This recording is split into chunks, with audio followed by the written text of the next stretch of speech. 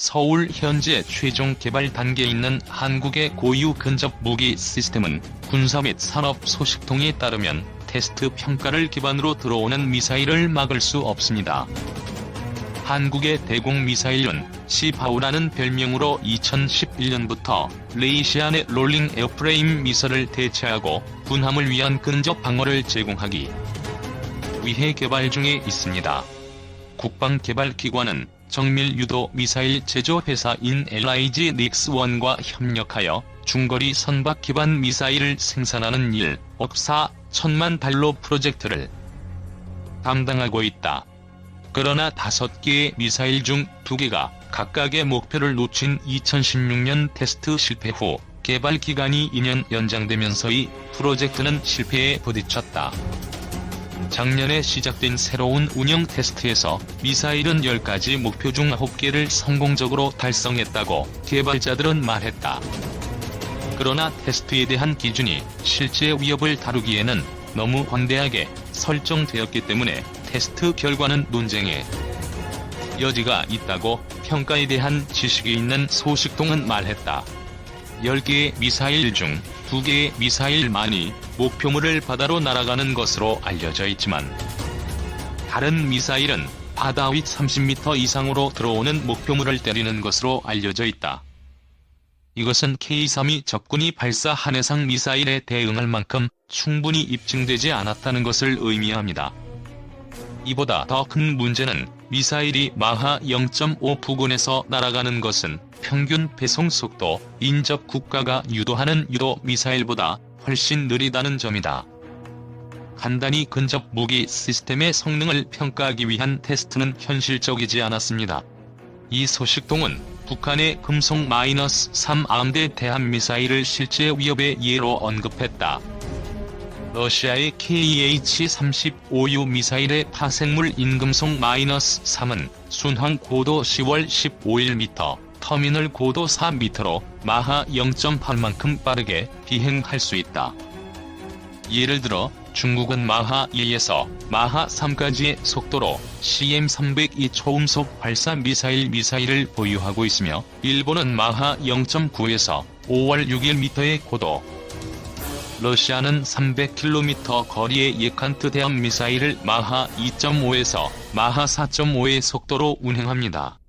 고도 10m, 터미널 고도 1m에서 순항할 수 있습니다. 2. 한국형 중장거리 함대공 미사일 개발 사업.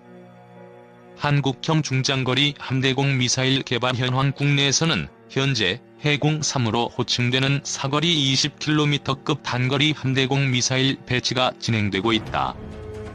이어서 KDDX급을 위한 중장거리 함대공 미사일 수요와 필요시에 KDX-3 배치 1급에 배치할 SM-2 중거리 대공 미사일 수요를 대체하고자 한국형 중장거리 함대공 미사일이 개발되고 있다.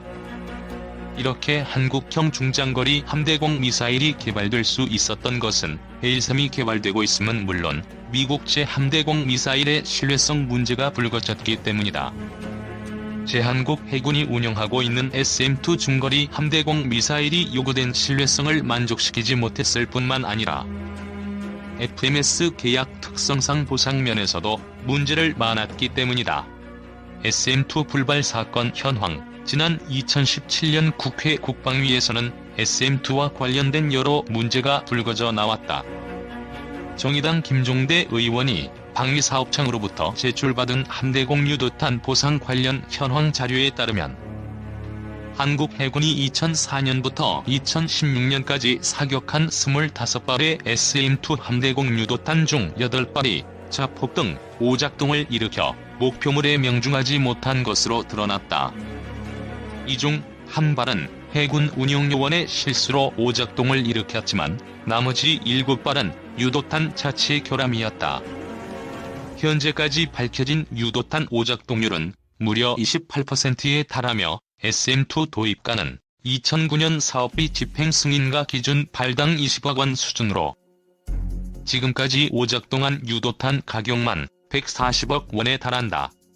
미국 해군이 요구한 함대공 미사일의 신뢰성은 90% 수준이나 유독 한국 해군의 납품된 SM-2가 높은 불량률을 보여 한국 해군을 당혹스럽게 만들고 있는 것이다. 보상에 거부하다.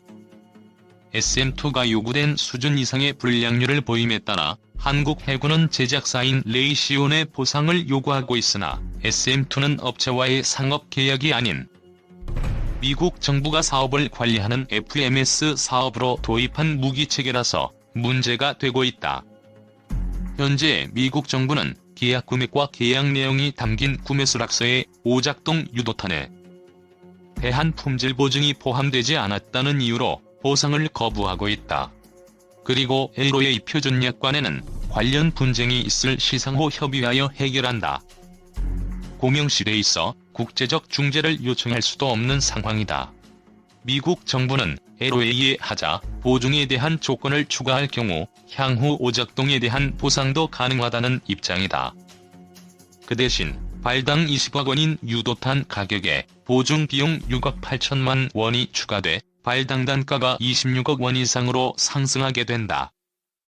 현재 한국 해군은 SM-2 400여 발을 도입했는데 향후 추가 사업을 통해 500발 이상 보유할 계획이어서 높은 불량률은 두고두고 문제가 될 가능성이 높았다. SM-2 문제 해결 방안은 한국 해군은 KD-3급에서 SM-2 불량이 발생한 이후 방위사업청과 함께 미국 측에 7년간에 걸쳐 집요하게 하자 보상을 요구하였다. 그 결과 제작사인 레이시온은 품질 보증을 강화함을 약속함과 동시에 해군 측에 유도탄 전수검사, 정비 장비를 제공하였다.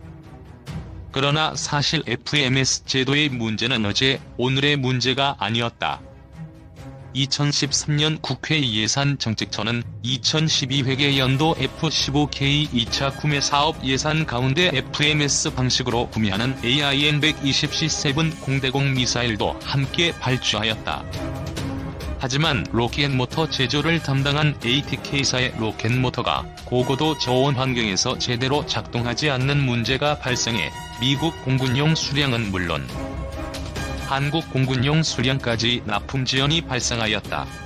당연히 미국 측의 기술적 문제였음에도 FMS 계약 조건상 지체 상금 등의 손해배상을 미국 측에 요구할 근거가 없는 것으로 드러났다.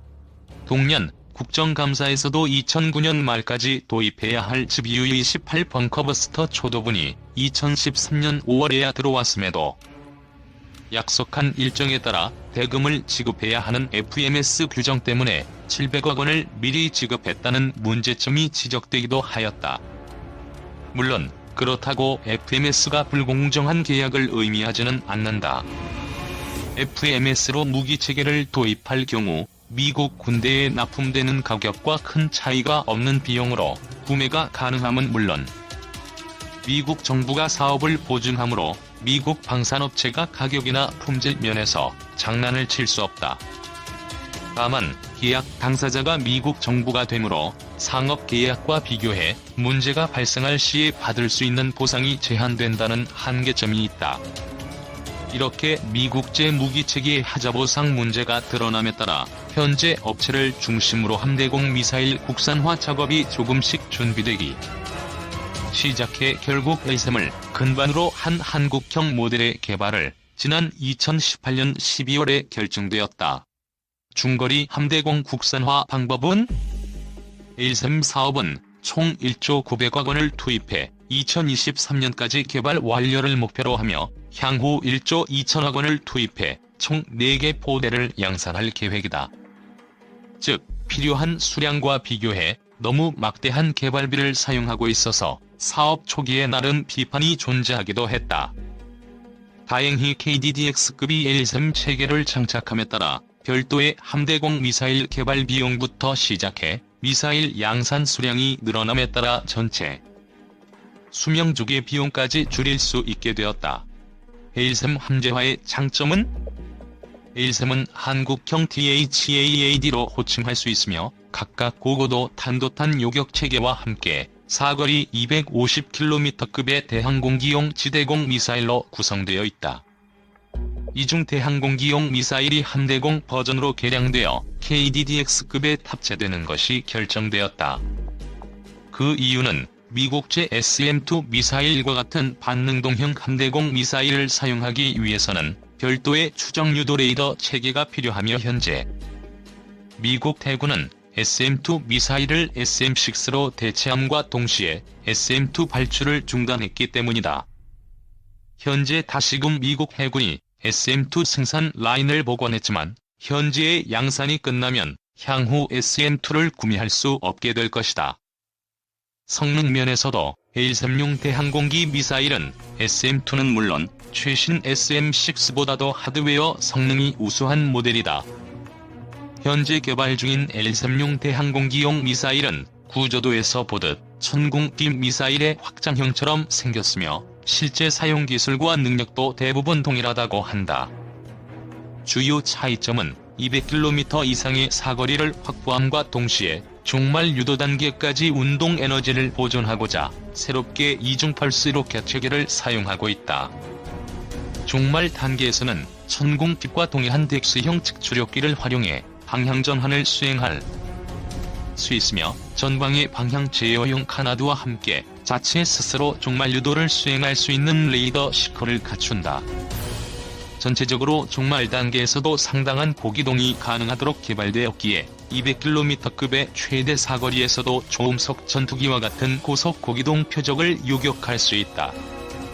그리고 데이터링크와 기존 천궁의 코밴드보다 표적 식별 능력이 강화된 최신 질화갈륨 방식의 카밴드 레이더 시커를 장착해 특정 목표 공격도 가능하다. 무엇보다 A-16 대항공기 미사일은 일부 개량을 거쳐 SM-6와 동등한 단거리 단도탄 요격 체계로 활용될 계획이라고 한다.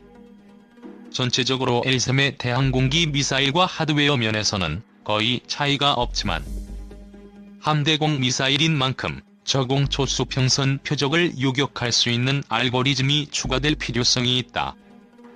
다행히 본 저공 표적 요격 알고리즘도 해군 3을 통해 개발된 만큼 LIG 넥스1 관계자는 개발에 큰 어려움이 없을 것으로 보고 있었다.